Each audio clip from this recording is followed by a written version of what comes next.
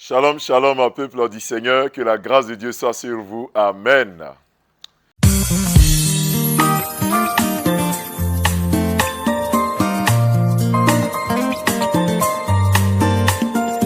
Vous êtes sur la montagne à notre moment quotidien de prière. Et en ce vendredi, nous lisons le texte de Philippiens, le chapitre 1, le verset 20, qui dit ceci.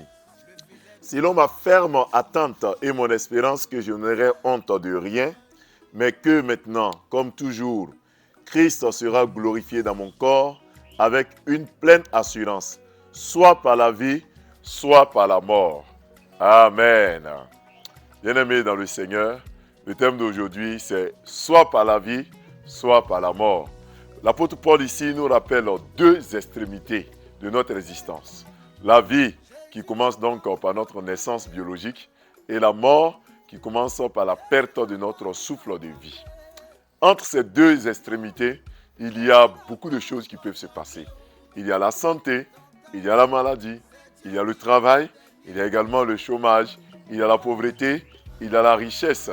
Et l'apôtre Paul dit ici que quel que soit ce qui pourrait lui arriver, alors qu'il attend de passer par un procès, alors qu'il attend de passer, n'est-ce pas, par des temps difficiles, l'apôtre Paul dit que dans toutes ces choses, Christ sera glorifié. Bien-aimé dans le Seigneur, c'est ce qui doit fonder notre vie. C'est ce qui doit fonder, n'est-ce pas, notre existence sur la terre. Ton travail, ton foyer, ta vie, en résumé, doivent tourner autour de cette affirmation de l'apôtre Paul. Soit par la vie, soit par la mort, le Seigneur Jésus sera glorifié. Quelquefois, nous sommes prêts à glorifier Dieu lorsque tout va bien pour nous. Nous sommes prêts à lui rendre honneur et gloire lorsque tout va bien pour nous. Mais dès que survient le moindre problème, nous rénions notre foi. Nous disons que nous ne le connaissons pas. Frères et sœurs, vous qui nous suivez tous les matins sur la montagne, le Seigneur veut que la gloire lui revienne. Que ce soit par la vie, que ce soit par la mort. Que ce soit en temps de maladie, comme en temps de bonne santé. Que ce soit lorsque tu es au chômage ou lorsque ça ne va pas. Oui, aujourd'hui où tes enfants passent par des moments difficiles, aujourd'hui où tes enfants sont peut-être malades, aujourd'hui où tu attends la promotion que ça ne vient pas, que toujours la gloire revienne au Seigneur. Amen. Pendant que tu attends qu'un miracle se produise et que le miracle ne se produit pas encore, que la gloire revienne au Seigneur. Et lorsque tout ira bien, c'est-à-dire par la vie, que le Christ soit toujours glorifié. Glorifie le nom du Seigneur. N'aie pas honte de dire que tout dépend de Dieu. N'aie pas peur de dire que même dans ces moments d'échec, dans ces moments de difficultés extrêmes, le Seigneur doit et devra être glorifié. Soit par la vie, soit par la mort, que Christ soit glorifié. Le nom du Seigneur sera glorifié. Mets en lui ta confiance, ne l'abandonne pas. Tu verras, il t'aidera, il sera avec toi. Comme l'apôtre Paul a dit, soit par la vie, soit par la mort, que le nom du Seigneur soit glorifié au nom de Jésus. Amen. Prions notre Dieu. Seigneur notre Dieu, nous bénissons ton nom. Soit par la vie, soit par la mort. Nous réalisons que c'est plus facile de le dire que de le faire.